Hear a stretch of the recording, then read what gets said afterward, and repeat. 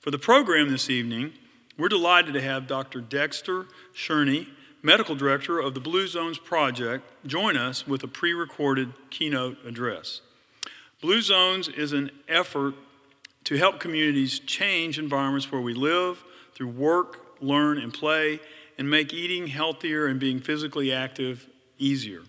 Baptist Health sponsored the Blue Zones experts to assess our Jacksonville community for opportunities to improve our health. They presented their findings to us last month, and you will receive an email following tonight's presentation with links to learn more.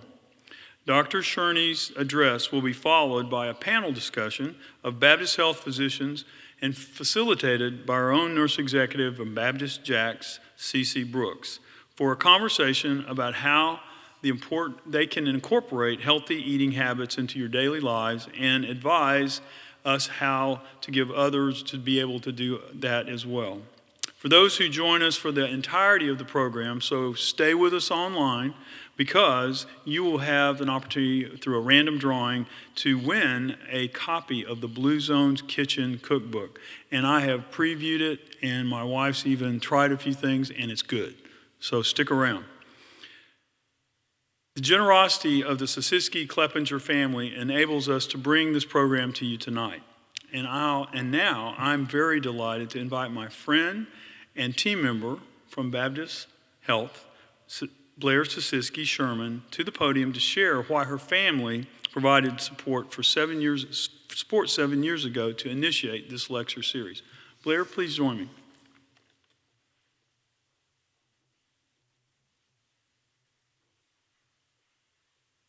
Thank you, Dr. Mayo. It is exciting to be back in the studio here at WJCT for the Sisisky-Kleppinger Endowed Lecture Series for Women's Health. My name, as Dr. Mayo said, is Blair Sisisky-Sherman, and I am the oldest granddaughter of Drs. Dorothea and Richard Kleppinger, for whom the lecture series is named. I am joined here tonight with my parents, Kimberly and Richard Sisisky, and my sister, Kendall Sisisky-Valliere, and my aunt and uncle, Kathy and Trey Kleppinger, are at home joining us virtually. The COVID-19 pandemic has forced us to embrace technology, and I'm excited we are able to use this technology to share this lecture series again with you all. I would be remiss not to thank Catherine Graham and the incredible Baptist team for putting this together and allowing me to say a few words about why this event is so important to my family and me. For those of you who have attended previous lecture series, you know my close relationship with my grandparents. They were certainly pioneers in their field. As I have shared in the past, my grandmother was the first female physician to graduate from medical school in Pennsylvania's Lehigh Valley. She started the Health Education Center for Community Health Education at Reading Hospital, and she lectured and taught sex education in schools in the community and paved the way for Dr. Ruth. My grandfather invented the Kleppinger bipolar forceps, which was and is the gold standard for female sterilization surgery since the early 1970s. He taught the technique around the world, and as many surgeons still say, "Get me a Kleppy."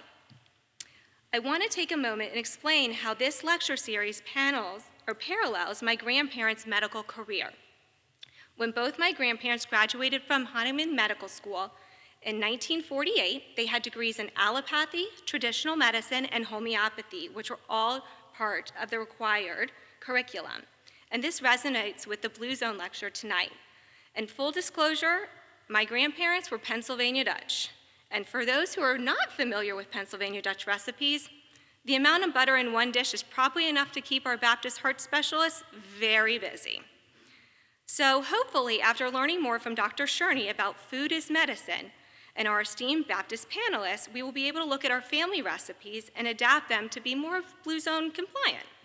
I'd be curious to know what my grandparents think of these new recipes, but I do know that they would be proud that this lecture series is carrying on their legacy by educating our community and our practitioners.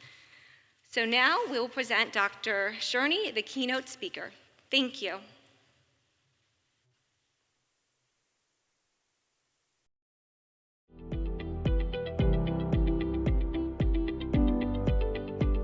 Hi, I'm Dr. Dexter Shurney. I'm the Chief Medical Officer for Adventist Health, the Wellbeing Division, and also for the Blue Zones. and the Blue Zone Institute.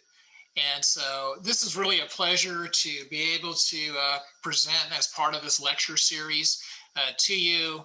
We are going to take a journey into food as medicine. I'm excited to do this. Part of the reason is that I just love food so much. And I'm sure many of you are the same.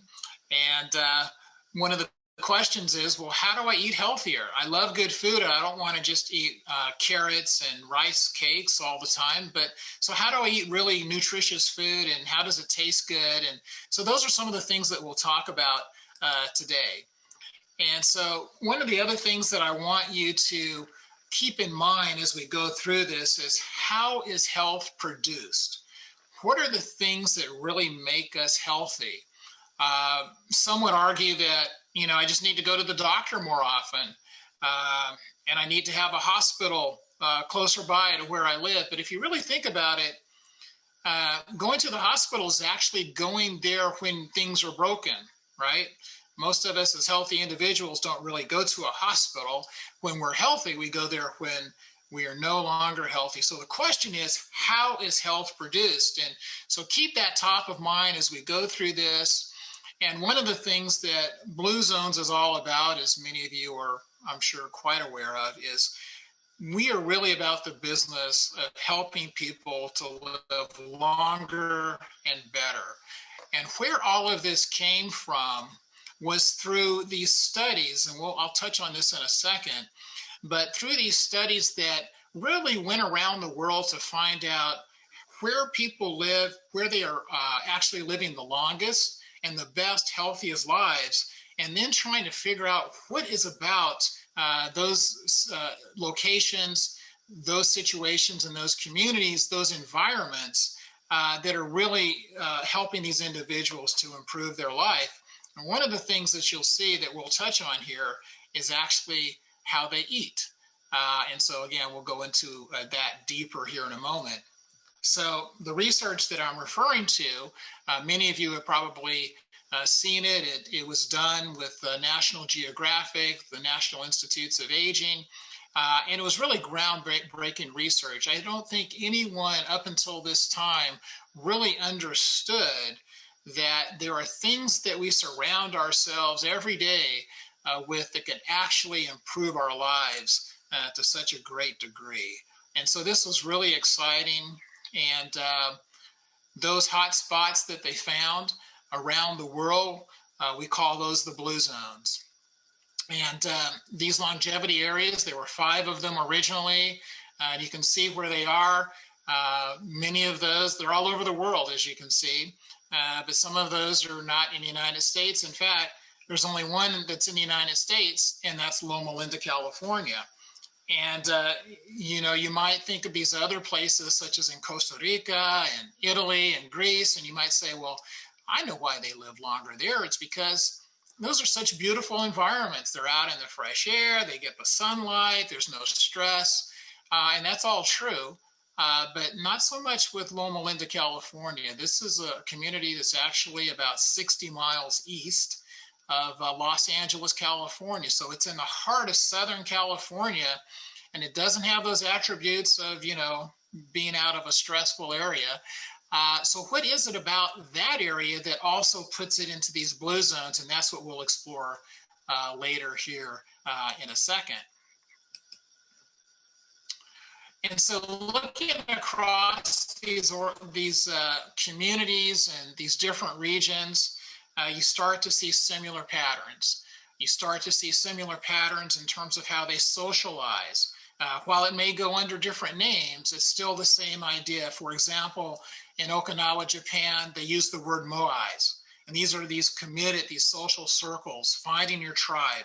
In Loma Linda, California, again, Southern California, they come together on the Sabbath, every 7th day, Saturday the Sabbath. They come together and they have these social connections. In Costa Rica, we find that they have these community workers that are actually an extension of the healthcare program there. And they, again, work together to bring these individuals together. We find similarities in terms of their exercise. None of these people well, Southern California might be the exception, but for the most part, they don't sign up for gym memberships.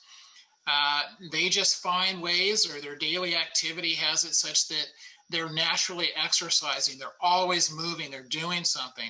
And they do this well up into their 90s and even over 100 years old, climbing mountains and pastures, so that they can take their sheep to the next place to graze. So it's this natural kind of thing. You'll also see that they tend to have diets that are also very high in fruits and vegetables and whole grains. Another way to think about it is they eat very few processed foods. And so we'll talk about that as well, but there is definitely this plant slant to it.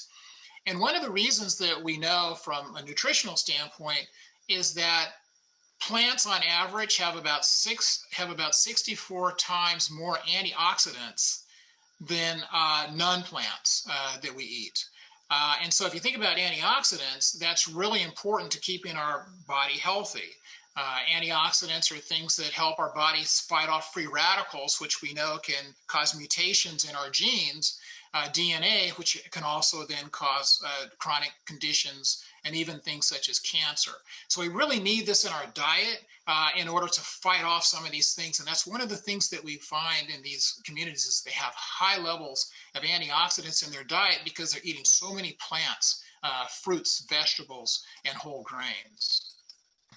Well, the things that they found that were common to all of these communities, they categorize those as the Power 9, these 9 habits, and they fall into larger categories in terms of how we move, where we live, and again, how we socialize, as I mentioned before.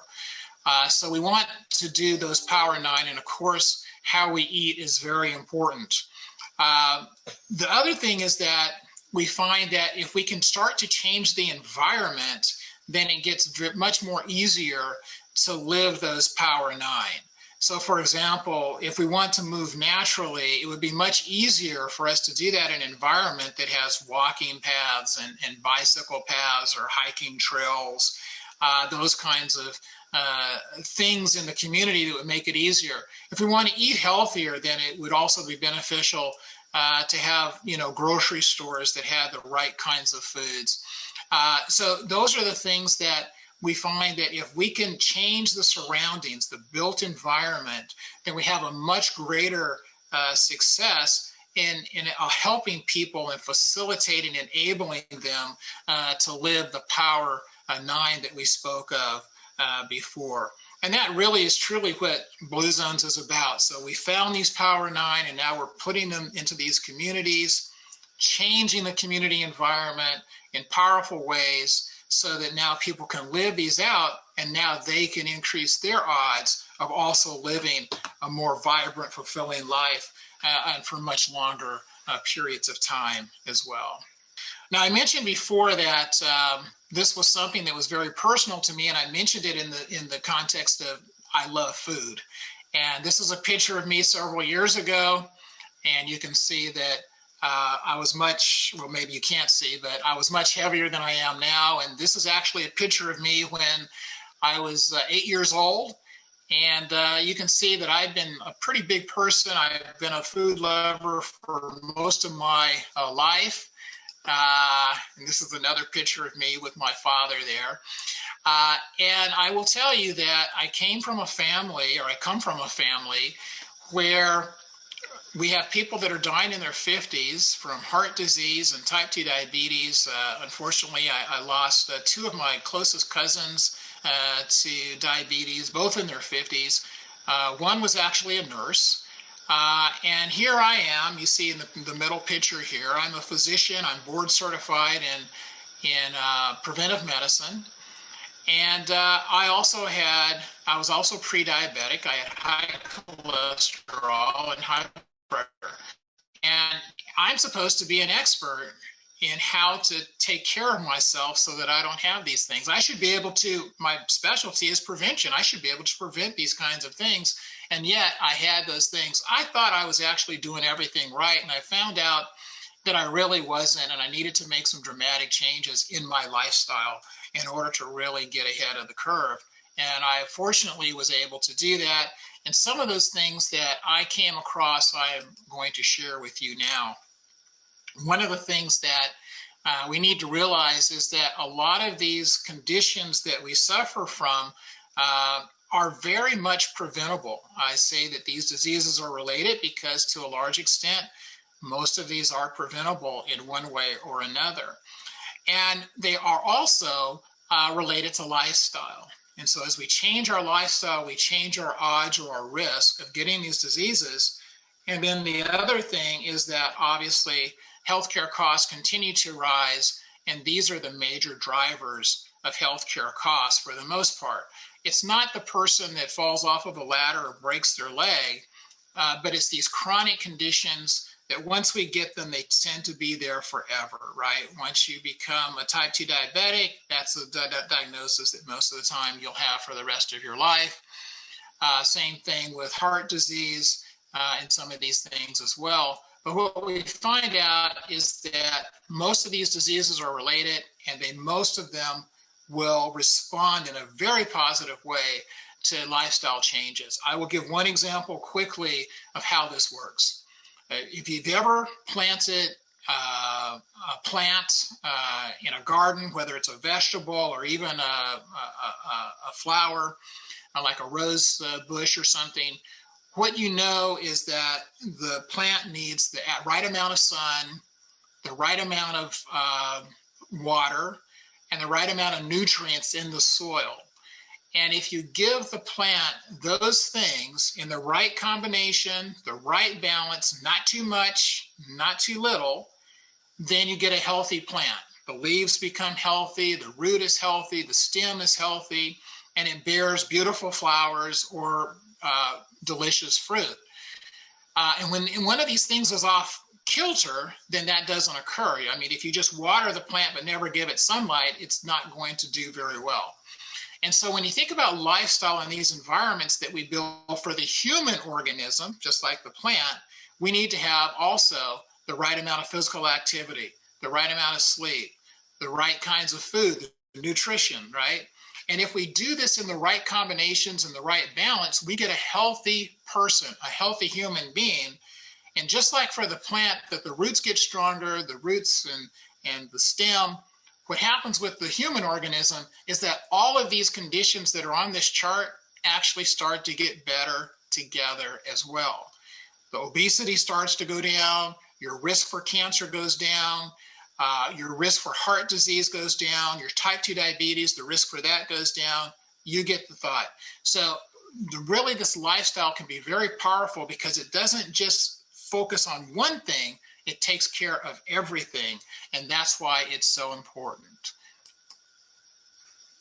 And so what is lifestyle? In lifestyle medicine, well, I've sort of touched on what lifestyle is. It's the physical activity, the nutrition, the sleep, how we manage our stress.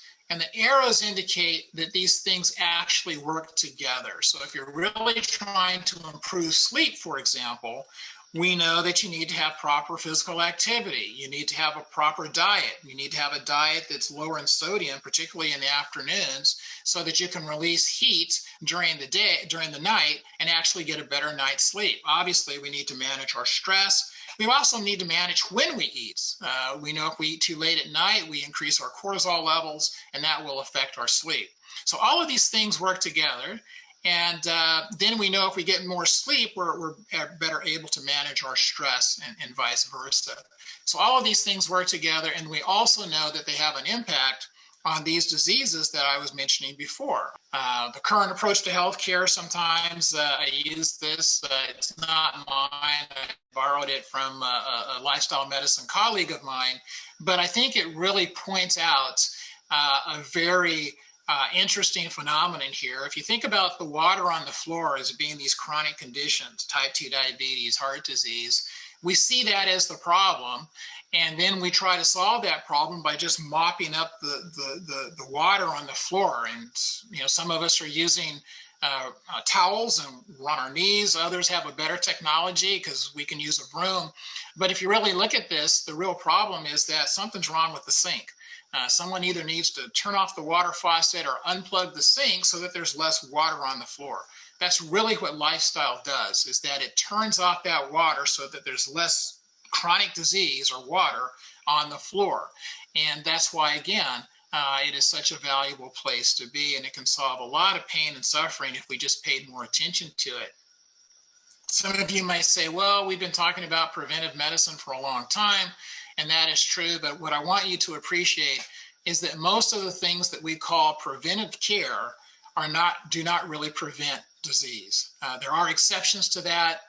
Vaccinations and immunizations certainly prevent disease, but most of the things that when we go to our doctor for a preventive visit really do not prevent the disease. What they do is they detect disease, they screen for disease, they detect the disease at an earlier stage, which can be helpful and useful because we may be able to catch it before it becomes too severe, but it really didn't prevent anything. You know, getting a mammogram doesn't prevent breast cancer, but you might be able to detect it earlier. Lifestyle changes actually might prevent those diseases, as we've been talking about, in terms of how it can work towards genetic expression of those genes. The other thing is that only about 3% of us are living a healthy lifestyle. And if you look at the diet score there in number 2, again, not many of us are really doing these kinds of things. This data has not changed. This data is from 2016, but they did a similar study, 1999-2000, with Harvard nurses, and their rate of healthy lifestyle was also about 3%. So you would think that over all of this period of time that we would have gotten better, but in fact we're not, because our surrounding community and our environments have not changed. If anything, they've gotten worse. The other thing is that people don't really understand what they need to be doing to live a healthy lifestyle. This is an example in terms of healthy eating, where most people sort of figured that they were eating relatively healthy. I actually fell into this box because, again, as I was a preventive medicine physician and I had all these issues, but I thought I was eating pretty healthy until I found out otherwise. And in fact, we find that 80% of Americans fail to eat the recommended amounts of fruits and vegetables. The other thing I want to mention is that diets don't work. And so we're not talking about a diet here. We're really talking about a lifestyle. And again, your built environment where you naturally move, you naturally, gravitate to the right kinds of foods that are less processed foods in your diet. Those are the ways that we become or make ourselves or these habits sustainable over time. Diets work, but only for a temporary amount of time. So it's really not a long-term solution. I'm sure most of you are familiar with The Biggest Loser television show. And it's interesting that they did a study of those participants. They went back and they looked at them 6 years later, and only one person had really maintained any significant weight loss that they had obtained during that time. So that just shows you about the sustainability. The other thing is that what's really kind of alarming here is that when they started the program, they were burning on average, as you see here, about 2,600 calories per day and at rest. And that actually dropped to about 2,000. So they lost about, 20% or more of their calorie metabolism, burning of the calories in their diet over this period of time as they were not eating as much food. And that's a problem. Some of these approaches now can actually make it such that that's not the case, because now it becomes harder for these people to keep the weight off, and that was part of what was going on there as well. The other thing I think people don't realize is that everyone wants to blame carbohydrates for the problem, but if you look at USDA data dating back to the turn of the century, we're actually eating fewer carbohydrates today than we did at the turn of the century. And yet obesity was not a problem then as it is today. So I think it's a simplified thought that, we just have to eat fewer carbs and carbs are a problem. What I will tell you is that it's not the carbs. there are two things. We're eating much more fat in our diet. So if you look at these bar graphs, you can see that comparing 1910 to where we are to, well, 2005 is the last time I looked at this. But also 1965, we're eating more fat. Now there's more fat in our diet, and most of this fat is actually coming from cheese, believe it or not. And then the other thing is, I would also tell you that the types of carbohydrates that we're eating have changed. We're eating more processed carbs. Well, actually, we're eating fewer carbs, but the carbs we're eating are actually processed carbs. And so if you think about, you know, potato chips, that's a processed carbohydrate. If you think about, you know, the potato chips that sometimes come in these cylinders, it's about 1,000 calories in that cylinder. Well, to eat the potatoes to get the same amount of calories, you'd have to eat about 6 or 7 potatoes. And there's no way that anyone can eat 6 or 7 potatoes before they fill up. Maybe 1 or 2 potatoes and they would fill up, but certainly not the 6 or 7 that you would need to eat to get the same calories. The other thing is you need to realize is that the calories in the potato chips, those are empty calories. Even though they come from potatoes, they lose all the nutrient value of potatoes. And so that's really where we are. We're eating a much more calorie dense and more processed diet, but is nutrient weak. So it's really that phenomenon that's really driving some of this, because those potato chips aren't going to fill you up the same way as the potatoes do, and therefore you're prone to eat more of those as well. The other thing is that we've moved from a diet where, you know, we used to wake up early in the morning, we worked on farms, and so we got a big healthy breakfast, and we would go out and meet the day and do these things. And what we find now is a lot of us, you know, might grab a cup of coffee and a donut for breakfast, and that might be it, or whatever. But we're not eating breakfast, or we just skip breakfast altogether. But we find that actually eating breakfast is a good thing. It actually increases the metabolism for the whole day. You're breaking the fast, break fast. And so we want to speed up our metabolism. It's also that time when we want the cortisol levels to rise. Eating actually increases the cortisol levels, as we mentioned before. So you want that cortisol boost in the morning, but you don't want it at night.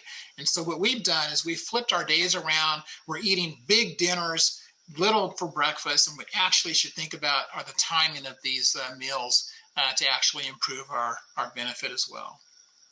So again, that's a lead into food as medicine. Again, this is not a new concept. It's been around since the dawn of medicine, so to speak. Let food be thy medicine. I'm sure you've all heard that. Well, that came from the father of medicine, Hippocrates, way back when. Some examples of how this works. For example, hypertension is something that about 40 or 50% of some Americans deal with. And what are some ways to manage this better? We all know that we should try to get the salt out of our meals, right? Everyone sort of said, well, go low on the salt. But there's some other things that you can do too. You can actually raise the potassium level in your diet that counterbalances the salt intake. And one of the ways to do this is through eating foods that are higher in potassium. And one of those foods that's higher in potassium are potatoes, believe it or not. Another way to do this is just have some hibiscus tea. So why don't you substitute one of those sodas with some hibiscus tea? You can flavor it with some blueberries, which also has some beneficial values that I'll talk about later. And they say that there's evidence that shows that that can be as effective as taking 25 milligrams of captopril, which is one of the drugs that people use to treat hypertension. But wouldn't it be nice not to have to take that pill, which also has side effects, and just have some nice, refreshing hibiscus tea with some blueberries in there to make it sweet. We also know that sugar, we eat too much processed sugar. And now we live in a time of COVID-19. We know that we're looking to increase our immunity. And one of the things we can do right out the box is decrease the amount of sugar that we're eating. 100 grams of sugar will reduce our immune system by about 40%. Actually, the way it works on the white blood cells that regulate our immune system is about 40%. So at a time of COVID-19, why would anyone want to knock out 40% of their immune immune system's ability to fight off disease, such as bacteria. So these are the kinds of things that we need to keep in mind. And so that's something that we can start doing today. We also know that trans fatty acid concentration, so trans fats in our diet, increase the risk of type 2 diabetes. We would think that it's the sugars. Now, again, there's a reason not to eat too many sugars. We just touched on that.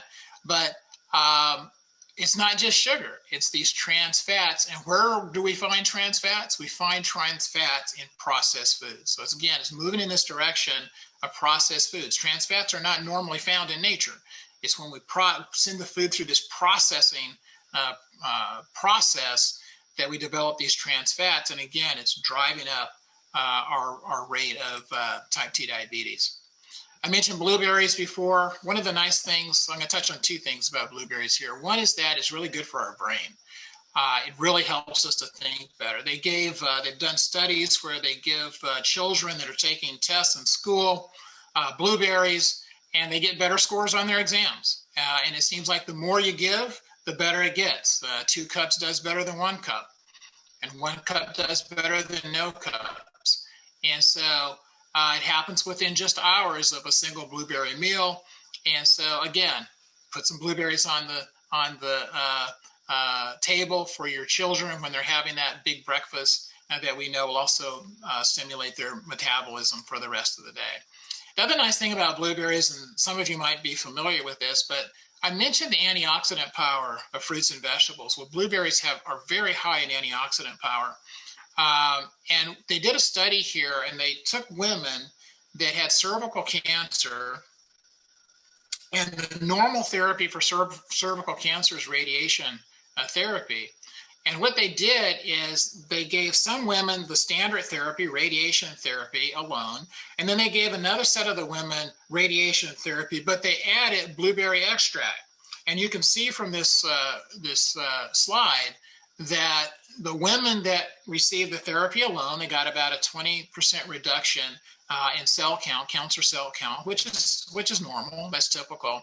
But those that received the blueberry extract actually saw a 70% reduction in terms of the abnormal cells. So, I mean, how about that? Just adding some blueberries, if you happen to be one of these people that is unfortunate enough to have cervical cancer, just adding some blueberries to your breakfast every day might actually improve your outcomes over time. And I'll just end this section with this, and that is that some will say, well, all I need to do is take a supplement, a vitamin pill or a mineral pill, and I'll be just fine. But the research over the many years has shown that vitamins and supplements do not demonstrate the same value to health as just eating a balanced, healthy diet. We also know that studies such on diabetes prevention, that lifestyle actually outperform the medication. So it's a very powerful form of medicine.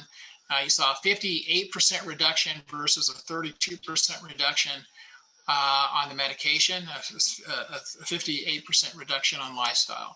And so these are real life examples. They've been put through trials and tests, and it's out there. The evidence is there. We just need to now do more with it. And one of the ways is to really, how do we change the built environment in our surroundings to facilitate these kind of changes that we know can be so powerful. And that's why it's so difficult to eat healthy, right? You know, if I were to ask any of you, would you allow your 3-year-old child to eat cake and ice cream 3 times a day? Most of you would say no. And I would ask you why, and you would probably say, because that's not healthy. So we all kind of get it that, you know, cake and ice cream every day, 3 times a day is not healthy. So we kind of all get it, but yet why is it so hard for us to adopt these things? And again, I would submit that it's because we need to change our environments. If you look at cholesterol, for example, there are 3 things that we know can really make a major impact on your cholesterol level. And this is true of 90% of the people. There are probably about 10% of the people that have the genetic profile that would require that something beyond lifestyle to really change their cholesterol. But many studies, thousands of people have shown that if you do these three things, most of us can control our cholesterol without medication. If we consume less dietary cholesterol, we consume more fiber and eliminate trans fats. Cholesterol is made in the liver. We have livers, and so we make cholesterol. Our body regulates how much we make based on how much is in our bloodstream, and when we don't have enough, the liver makes more, et cetera, et cetera. Most of us can control the amount and regulate the amount that our livers make, except for that 10% that have a genetic issue. Now, where we come into trouble is when we start to consume foods that also have cholesterol, because now we're going beyond, we're overriding our own regulatory system within our body. So what foods have cholesterol? Well, foods, I've been mentioned that cholesterol is made in the liver. So anytime we eat foods that have a liver or came from something that had a liver, then we're eating cholesterol. So that's why in the blue zones, we find people that are eating more fruits and vegetables, high in antioxidants, but not as much in terms of they're eating more plant food versus other food that comes from animals, because animals, like humans, have livers. So when we eat a hamburger, it comes from a cow that has a liver, we're consuming cholesterol.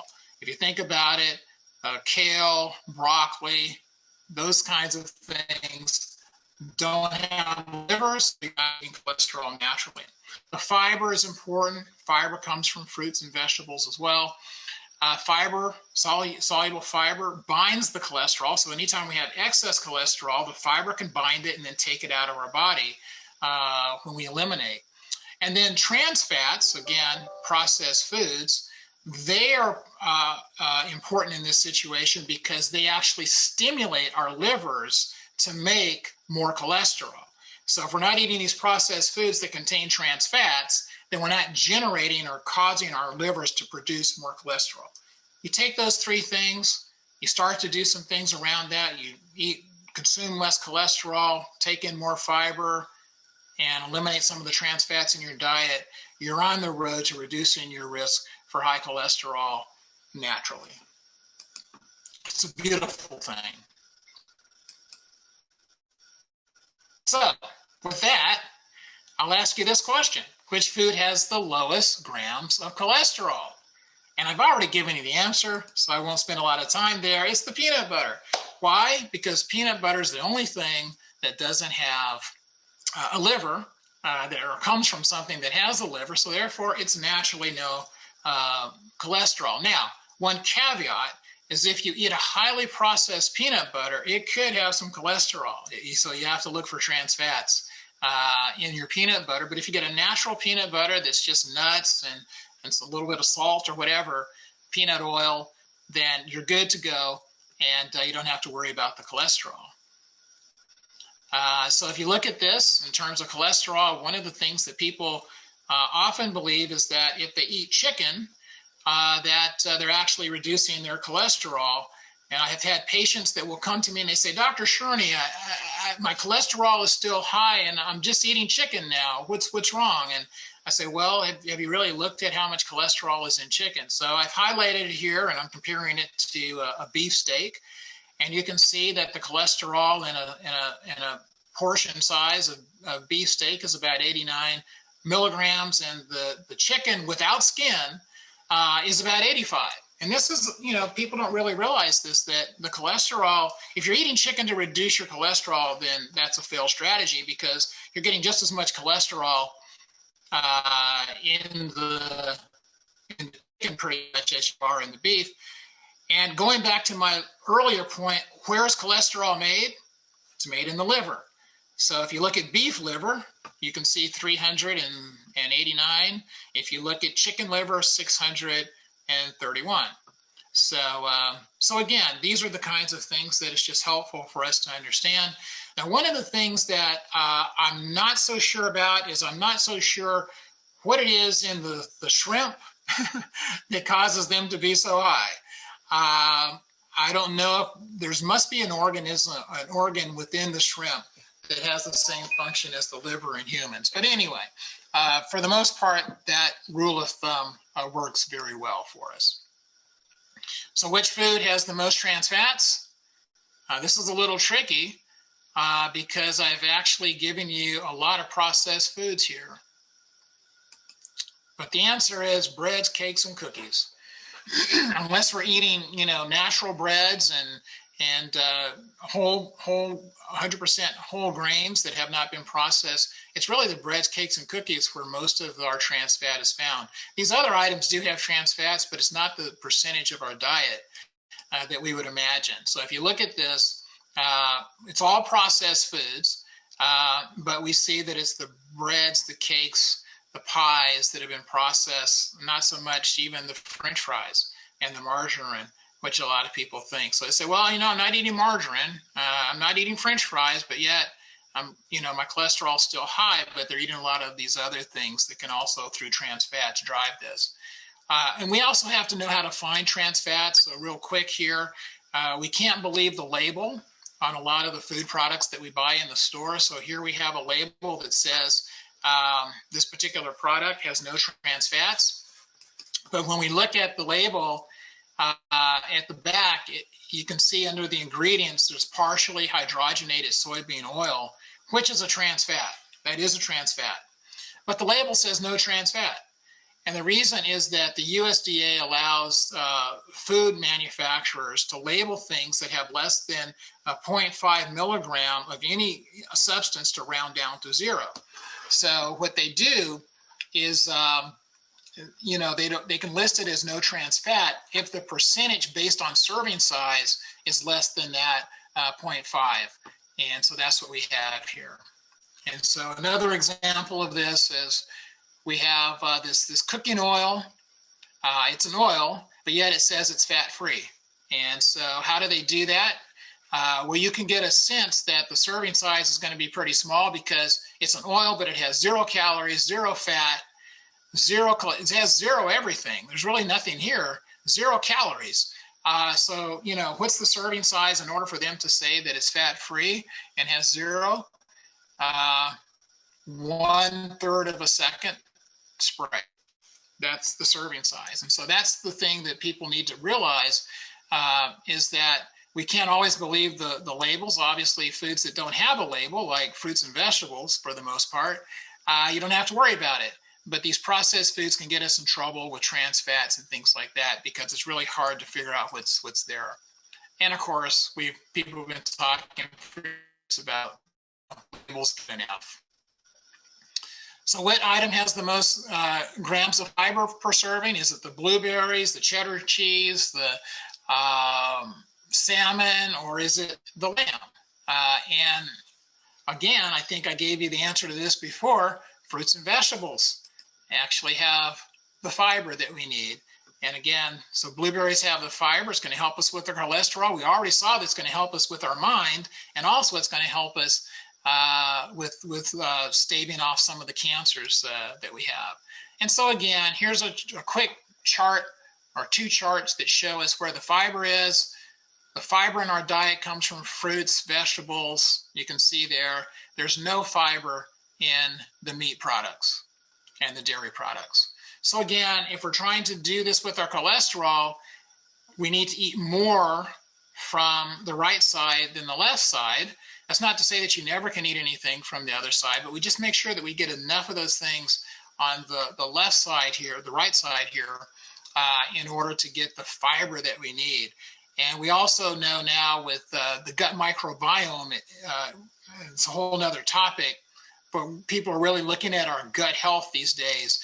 Gut health is really supported by the fiber in our diet. Again, this is probably why these foods, another reason these foods are so healthy, not only the antioxidant content in these foods, but also the fiber that really promotes the healthy bacteria in our gut that really go to improve our overall health. Which food item has the most sodium per serving? You would be surprised here. It's actually the bread.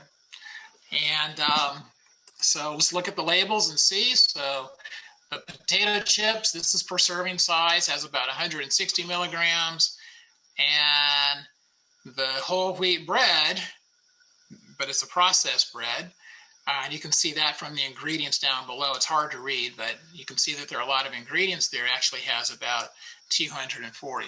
So even though this is advertising itself as a whole food, it really isn't when you look at the label. And again, it's much higher in sodium than even the potato chips. And we can go into at some point why that is. But if you look at where the sodium or the salt in our diet is, it's actually coming from these processed foods. 76% is coming from the processed foods. And we mentioned before the bread, the cold cuts, the cookies, and those kinds of things also have the trans fats, but they also are high in sodium.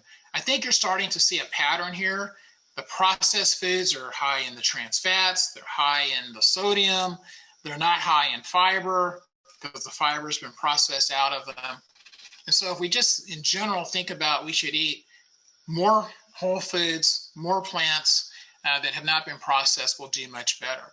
So if you look at this, and if you see this 12% where it's added at the table after cooking, that's where most people focus. They say, well, I just want to add, salt to my food at the table and I should be good. But that's only about 12% of the solution.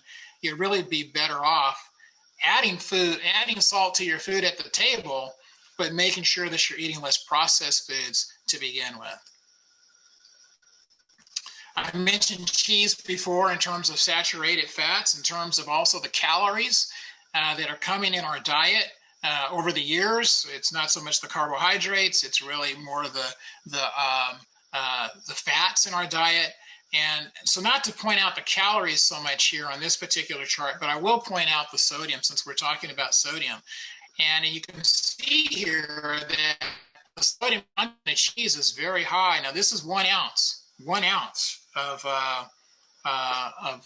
sodium, of cheese. And you can see that the cottage cheese, 2% cottage cheese is not over 900 milligrams of sodium. And most people would think that cottage cheese is actually a healthy food, and it can be, I guess, but certainly not if you're trying to control your blood pressure, because here you've already consumed about half of which you should, actually more than half in some instances of which you consume in terms of sodium for the entire day. So we have to be careful about these kinds of things and be knowledgeable. Food matters. Health is not luck. We have an innate ability to maintain good health if we establish the optimal environment for healing.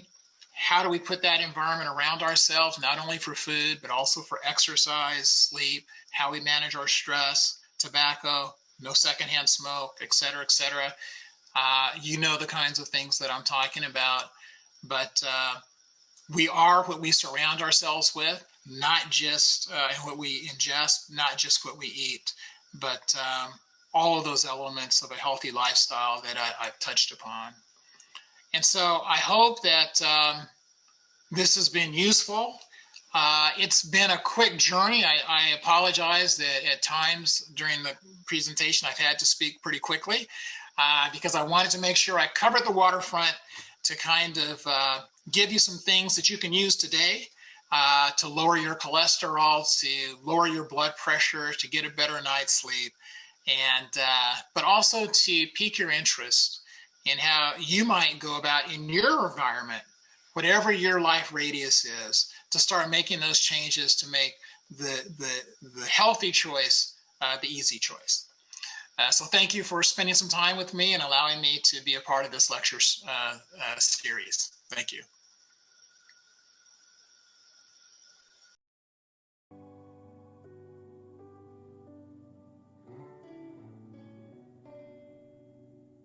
Okay, awesome. Wow.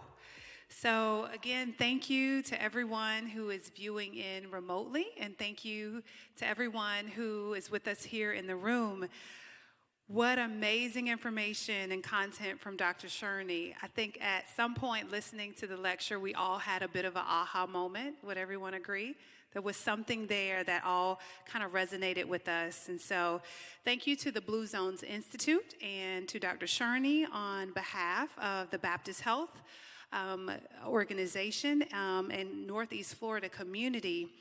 What a great opportunity for our community to learn such valuable information, to be able to apply it to our daily lives, and even learn more going forward. So what we like to do is take the opportunity to bring these particular concepts closer to home. We have, fortunately, some of our very own Baptist Health physicians that are joining us here tonight on the panel. And so first, I'd like to introduce Dr. Mona Shaw. Right? Wave your hand to everyone. Dr. Shaw is one of our Baptist Health cardiologists, and she's also boarded in integrative and holistic medicine. She enjoys working with patients to incorporate changes in their nutrition, their stress life, and their medications in order to improve their overall health. Next, we have Dr. Trishella Johnson-Foy. She's also one of our Baptist primary care physicians, and she's been with us for quite some time and has over a decade of experience. She is a Jacksonville native and happens to be a classmate, so we'll talk a little bit about that later. But she's a community leader in many regards, but especially in promoting wellness and healthcare prevention. Last but not least, Dr. Marilyn James, who is our Baptist primary care physician as well, and she enjoys creating care plans unique to each of our patients by combining both Eastern and Western medicine in her practice. So we're going to dive in with some questions and some commentary by our panel that hopefully will resonate with our viewers and those that are in our room. So I want to start first, and this question is for Dr. Shaw. Dr. Shurney specifically mentioned a low-carb diet fad. And so many of us know, we try to get rid of the COVID-19 in various ways. And some of those diets included keto and low-carb and Weight Watchers and some other things. But in America, there's so much hype around quick weight loss plans. And in regards to wellness and nutrition. But what are we missing? Where is the balance? How do we incorporate some of the concepts that we've heard here tonight already? So, like Dr. Shurney kind of mentioned, I think he talked about one of the TV shows where everyone kind of gained the weight back. As a cardiologist, one of the biggest scares for most people is having a heart attack, needing a stent, or having bypass. So I pretty much see 100% of those patients wanting to lose weight, and they're ready. They're ready, doc, I'm going to change my life. And they'll go on, some of them will go on some crazy diets, like you mentioned, keto, low carb. They're like, I lost 10 pounds in 1 week, whatever. But when I see them back as time goes on, most of the time, 2-3 years later, they're heavier than they were before their heart attack or stent or bypass. So I really tell people it's about lifestyle, just like Dr. Shurney said. It's not a diet fad. Most people can do a diet for 2-3 weeks, but can you really sustain it? Most people cannot sustain a diet, so it's about finding balance, and that's where I think the Mediterranean lifestyle and the Blue Zone food choices are very similar. Plant-based for most part, nuts, healthy fats, having carbs. I'm not anti-carbs at all, but again, it's portion size. I tell my patients, have some pasta, but are you measuring out have a scale. Are you eating 2 ounces of pasta? Most people are not. Are you having a whole grain bread, a sprouted bread? So it's about finding that balance, because I find that if you eat each food group, especially plant-based, you're not feeling like you're missing out, because you're getting that bread and you're getting that pasta and you're getting potatoes and you're getting healthy fats. And it's 80-20. I think, we in Blue Zones, we know you want to eat until you're 80% full. That's huge, because most of us, a lot of times, we're eating until we're stuffed, and if we can even change our mindset to eating until we're 80% full with healthy food choices, I think it's great. And finding recipes, try to be more plant-based if you can. It's really, it's coming up more and more and more to be more plant-based. And look at recipes. And, I listened to Dan Butner, who's the founder of Blue Zones, and he said basically, try 20 different plant-based recipes, and you'll find one that you like, and then you'll kind of base it on that. But you got to keep trying different recipes until you really find one that you like. Amazing information. And so speaking of lifestyle, right? So a lot of us are really busy working women, working moms, and we try to find that balance, right? And so we have tons of obligations, and studies show that working married women with children take on a lot of extra responsibility. It's called the phrase the second shift. So as we come home, like we find ourselves on the second shift, and some of us even the third shift, right, if you have a busy lifestyle. But the second shift refers to women completing a full day of work that comes home to a household of more duties. But mom guilt can also be a real thing. So, Dr. James, can you explain the impact of slowing down has on our health, and how can we find that balance and manage it all? Sure. So I really like how you phrased that second shift. It is so true, and I don't have kids yet, but when I get home after a long day of work, I realize that, hey, I want to be there for my family, and we are in a society where we are just hustling. We have to hustle, and that's just the norm. And so we are almost like peer pressured into that feeling that we have to work and we have to be the best at home and at work and everything that we do. And that just leaves no room for self-care sometimes, because we're just always thinking about how to impress others, how to impress my family members, my patients, and everybody else who depends on me. And women, studies show, often put ourselves second. We always tend to put our family members or patients or everybody else before us. And I think in a survey, more than 60% of women answered yes to that. So that was an eye-opener for me, because this message is for everybody, but particularly for women, because we can burn out. It's kind of like car engine that we just want to keep running and running and running, doing a road trip all the way from here to New York. Can we keep going without stopping? We can't. Because even though that's a machine, even that's going to break down, then how can we keep going? So we have to downshift. We have to take time to relieve ourselves, and that is okay. That norm has to come, because everything we're going through, even just driving in Jacksonville, it can be stressful. And when we are going through our daily life, stress is inevitable. And let me just explain the stress psychology so I can better explain why we have to take that break.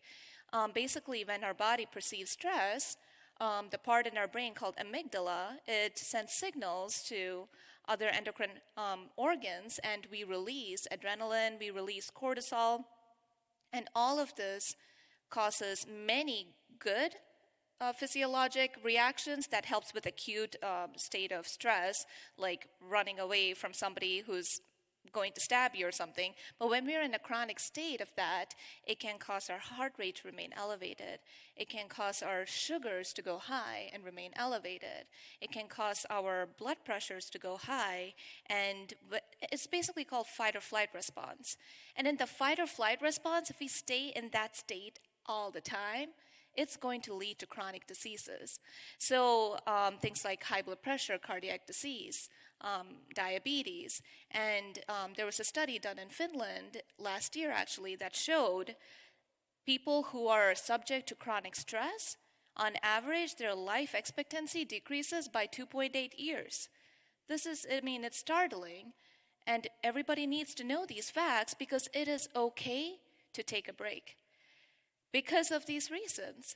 And when we take a break, when we do things we love, when we just relax and tell ourselves, it's okay that I'm just sitting here and breathing or reading a book I like or cooking, we go into, from the flight or fight response, we go into the rest and relaxation. So there are two parts to this autonomic nervous system, as we call it: the sympathetic, which is the fight or flight response, and the parasympathetic, which is the rest, relaxed state. And the parasympathetic is very important for us to restore and reach that homeostasis. Wow, what a great information, right? Because we're all busy as moms and wives and husbands and fathers, and we don't necessarily take the time to pause, especially if you have young children, right? So I know there's a lot of folks in the audience that have young kids, and when you're driving, you know, and you don't have a lot of time, McDonald's and Zaxby's is very attractive, especially if you don't have time to prepare a well-rounded meal. So with that being said, Dr. Foy, you are a busy physician in a very busy clinic, seeing patients, and as a wife and a mom, how do you personally make the healthy choice the easy choice? So for me, I think it is very fortunate that there were some things that were kind of ingrained in me a long time ago when I was much younger. So I actually grew up not too far from here, right up the road, and it was the housing projects, but right down the street from the housing projects was actually a farmer's market. So right there on Beaver Street, the Beaver Street Farmer's Market. So things that I had to do when I was younger, we actually walked to the farmer's market, and my family used to joke and call me the rabbit of the family because I was the one who always ate the hamburgers. I mean, ate the sides for the hamburgers. So they would be going for the meat, and I would be like taking the lettuce and the tomatoes out of the bowl so that was what was nourishing to me. Those were the things that I liked. I ate tomatoes and potatoes like they were apples. And so those were things that when I was younger kind of really set in. My grandparents lived on the east side of Jacksonville, so we would walk from Beaver Street and King Street all the way to the east side. And so, you know, when you're young, it's just a fun little journey, and you don't realize that you're walking to the other side of the world. So now, as I am older, those things have been carried with me throughout this time. And it didn't take having money. It didn't take, being able to buy things. It was these opportunities of really kind of having choices to eat things that were right there and healthy and fresh, and then taking good walks. So starting with those basic things of this was my life and these are the lifestyles, transitioning that to when I got older, as I moved into college, I still ate the same healthy foods. I made those same good choices. And it wasn't ever a time when I was thinking, oh, I'm dieting and I'm eating this because I'm on a diet. So really trying to make sure that we plant those seeds early on is what has helped me. So I have a 5-year-old, and now to him, he eats tomatoes as if they are apples. He's like, no, Mommy, I want tomatoes. He's not reaching for the ice cream. And I know tomatoes are fruit, just so we all know, I'm clear on that. It is one of those things that is much easier for him. So for me, when I am thinking about how busy I am and how much I have to do. So we were talking earlier about, grocery stores. Sometimes I don't have time to go to the grocery store, but there's Instacart. So I order foods, and in ordering it, I order those things that are healthy. I make choices then in the grocery store that are going to be better for my household than picking chips. We don't pick the chips. We go to the fruit stand first. We pick those things first. We walk around the store. And actually, even before we get in the store, I park the furthest away from the door. I don't circle the parking lot looking for the closest parking space. So I start with the little things, and I remind myself, these are the things that I tell my patients all the time. I have a panel that's full of patients who have diabetes and high blood pressure.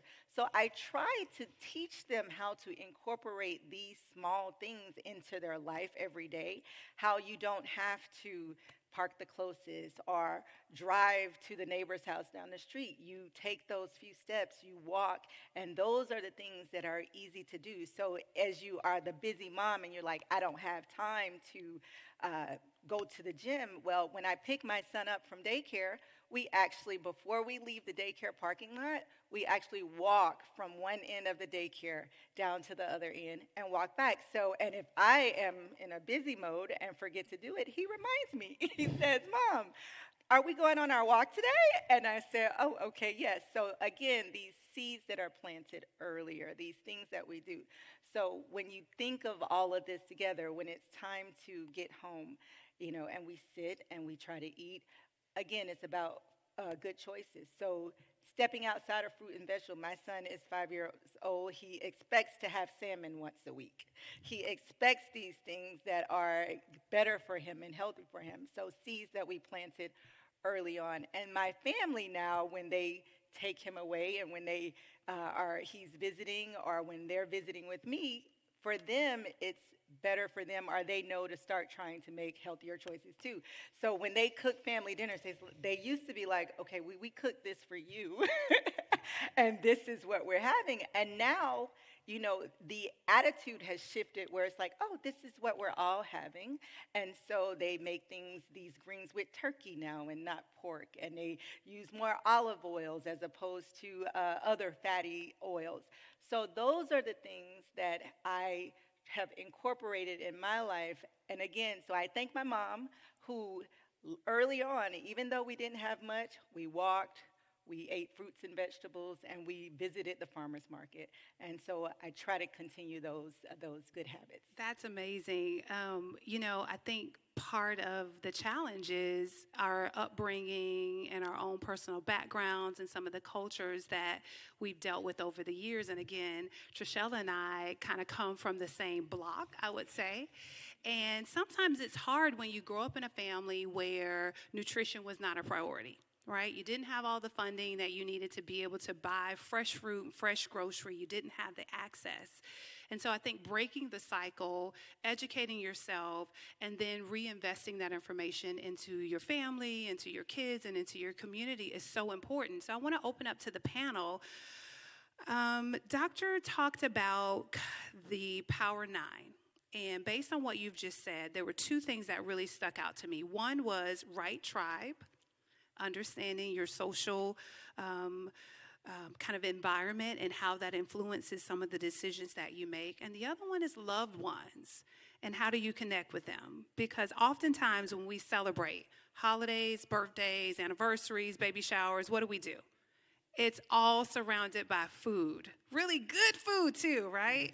And often desserts and things of that nature. So how do we take the concepts that we've heard here and apply them regarding right tribe, those that are most close to us, grandma and her sweet potato pies and her pumpkin pies that are so good, right? But doesn't match anything that we may have heard here.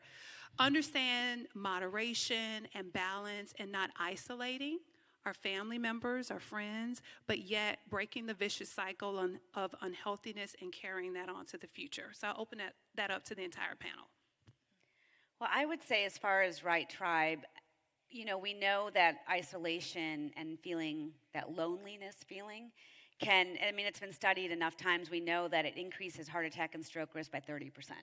So definitely, and COVID hasn't helped that, right? So social isolation and loneliness, whatever it takes to kind of try at the most part to avoid that is huge. And, like Dr. Shurney talked about in Okinawa, I think they're called moais, and they decide that they're going to have 5 people that they kind of grow up and go through life with. All these changes, whether it's kids and family and husband or et cetera. And can you imagine having 5 people that that you can trust from when you're a teenager all the way until you're 80? And that you can rely on these people. And we all probably have, hopefully, at least 1 or 2 people. We might not have 5, like a moai, but if we can have at least those people to be with, I think it's a huge thing because we know that oxytocin is a hormone that actually can increase artery dilation, which is good for our heart. It improves immune function. It decreases inflammation. And oxytocin is what's released when we're with our people, when we're with our tribe, when we're with our loved ones, when we're with whoever makes us feel that oxytocin release and we feel good. And they've actually seen, it's called kind of like the helper's high. The right tribe and being with our loved ones are great, but just kindness in general to people that we don't necessarily even know. With wearing the masks always with COVID, it's been really hard to see if people are angry or smiling, and so I think that has come down a lot with COVID. And I think when you can be with family and can show kindness to hopefully your loved ones, but even outside of your right tribe, I think it's really important. And back to your point about what do you do when you're with people and there's all amazing desserts everywhere, I don't think anyone should eat 100% of the time amazing anyways. That's what I tell my patients. I said, if you can do 80-20, I'm good with that. So if 80% of your meals are whole foods, plant-based, not processed, when you're with your family, have that sweet potato pie. I'm not going to be the one to tell you not to do it. But you can't have sweet potato pie every day. So that's kind of my balance part for, what I tell my patients. Awesome. Anybody else comment on that? No, I agree. I am very excited actually to hear the phrases that I use for my patients coming from you. And that's wonderful. And I believe in the 80-20 lifestyle as well. And I talk to my family and my friends about it because I have a horrible sweet tooth. So I completely empathize with my patients who have a horrible sweet tooth. And my family has that after dinner we have dessert kind of mentality. And so we love being around our family members, but doesn't mean that we love everything about them. So we have to just find healthy ways to manage all of that, and we have to prioritize our health. Again, putting ourselves first. And like you were saying, they're going to follow the lead for what actually works and what is healthy. And so that is just healthy overall. And I also like to mention pets are part of that tribe too. Because they help to lower the cortisol level. They help with promoting that oxytocin release, and they are just amazing. So surround yourself by people you love and just love others too. I think at the end of the day, it's about balance, right? Because we've learned anything that's too restrictive, you won't be able to do long term. So shifting gears just a little bit, Dr. James. So many of us watching and those of us who may be in the room, sometimes our days are just a tad bit stressful. And we're often compelled to have that extra glass of wine or bourbon or scotch. Just depends. Is that really helping us with our stress? And what do you think about that? Because we've heard over the years a glass of wine a day is healthy, and men should have X amount of drinks per day, and women should not exceed another amount per day. But how does that play into our overall health and managing our stress? So I think that having alcohol, it has to be a wise decision in moderation according to Blue Zones. That's actually one of the power nines. And so there are antioxidants in it that studies show actually can help with cardiovascular conditions. And Dr. Shah here would be more of an expert at it than me. You were talking to us about how you've done a lot of research into it. Would you like to add to it? Sure, yeah. So resveratrol is one of the, a lot of people have heard of that chemical. That's basically, it's an antioxidant, it's strong. So to be honest with you, in order to get the right amount of resveratrol, you have to drink like a bottle of wine. So I usually don't recommend people drink a bottle of wine. That being said, there are a lot of other polyphenols and flavonoids in red wine. And in my research, because a lot of people, some people don't like red wine. So red wine definitely probably has the highest antioxidant polyphenols, especially the one from Sardinia, the Cannonau. It's like a Grenache, basically, has a lot of antioxidants and polyphenols. But there are other alcohols, tequila, whiskey, champagne, but it's all about portions, and that's where people miss, from what I see, because one glass turns into 2, turns into 3, turns into 4, and as far as whiskey and scotch and tequila, it's 1.5 ounces. Most people, I don't know if they're measuring 1.5 ounces. And the other big piece of that is, and you can't save it up all to the weekend and say, well, I'm going to add up all my ounces and have it, because that doesn't work either. And the other big piece of Blue Zones that I think we miss is they do it in a group. And they're doing it for fun and for maybe stress relief, but it's with, camaraderie and with other people and with healthy foods. They're not coming home and taking glass and drinking it while they're in the closet. That's totally not what they're talking about in Blue Zones. So I think if you're doing it, one, in moderation is the most important thing. So it's 4 to 5 ounces of wine for women, and it's 2 glasses for men, and then 1.5 ounces of hard liquor as a serving size, but with people, with healthy foods. That's the key, as opposed to just kind of downing a bunch when you're coming home alone. Again, moderation is key. There's no judgment here, right? As the bottles of wine continue to move. But shifting gears again, we know it's not all just about what we eat. We understand a healthy lifestyle also includes exercise. And I think that's a big piece of sometimes what we're missing, especially during COVID when everyone was kind of shut in. We looked at exercise a lot differently than we do now. And some folks think that it's kind of all or nothing when it comes to exercise. And you don't have to do really intense workout. And I think that's something that we miss. And Dr. Shurney really explained that. So for the panel, and starting with Dr. Foy, tell us specifically what you and your family does to embrace exercise, and what are some of the variety of things that we can do and learn from? So in Jacksonville, we're very fortunate because we live in a place that has like the number one number of parks in the whole nation. And so because of that, you have trails, you have the beach, you have the river, you have all these places that you can go to do natural exercise. It doesn't have to be expensive. It doesn't take a gym membership. And that's something that I tell people all the time because they feel limited in their ability to, they're like, well, either they feel gratified with, I joined the gym, and then it's a membership that they don't use for an entire year, or they're like, oh, I can't do it because I don't. So one of the things I ask my patients is that we'll talk about exercise, and I'll say, well, where do you live?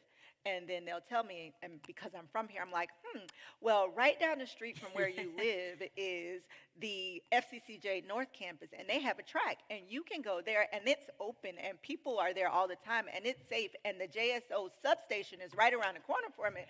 So because of that, you can do that. And guess what? And I have another patient, and she goes around about 7 o'clock. So if you tell her you know Dr. Johnson Foy, she will walk with you. And so I start with things like that. For me and my family, this is the Seven Bridge City, right? So one of the things, if you want to kind of rev it up a notch and not just walk the nice, sweet trails and you want to really get a burn, well, we have 7 bridges.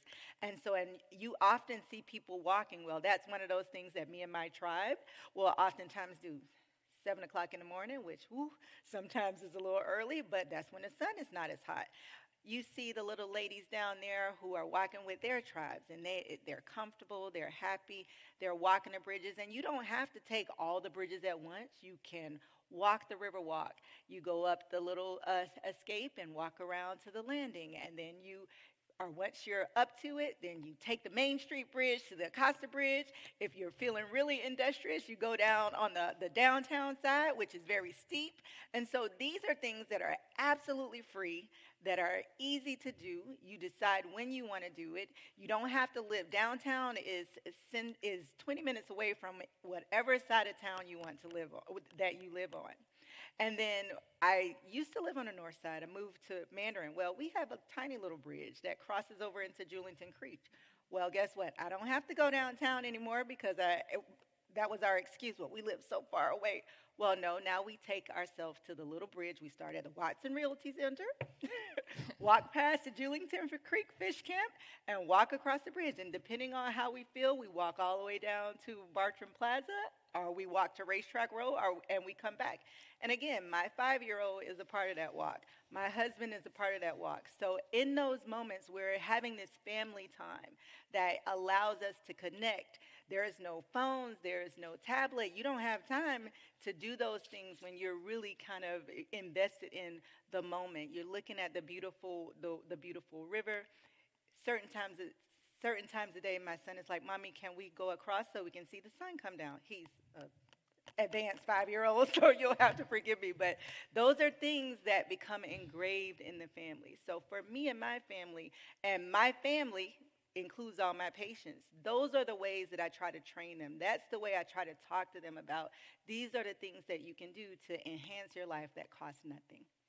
Well, this evening has been amazing, listening to all of our experts and really building on what Dr. Shurney has presented with Blue Zones here for our community. So thank you so much for joining us and for allowing us to share the opportunity to really look at how we can incorporate these things into our daily living and how we interact with our patients and community every day.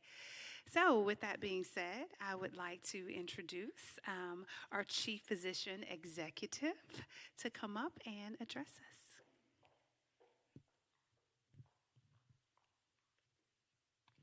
Thank you, Cece. Well, thank you all.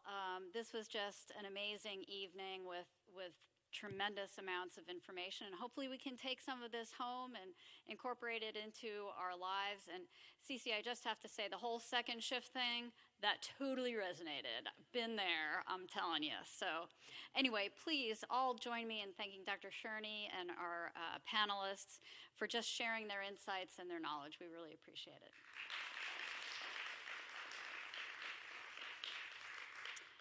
And also a big thank you to all of you who have joined us online tonight. A recording of tonight's session will be emailed to all of you, and the winners of the Blue Zone's Kitchen Cookbook will also be getting notified by email. So with that recording, just share it with your friends and family, and if they're interested in the lifestyles that we've heard about and how and what we can eat to really improve our health. And Richard and Kimberly and Blair and Kendall, thank you so much for your support, which really enables us to continue to educate the community about this and other important health topics. We really do appreciate that. So together, we are creating a lifetime of health for all of our Northeast Florida residents. Thank you, and everybody have a good evening.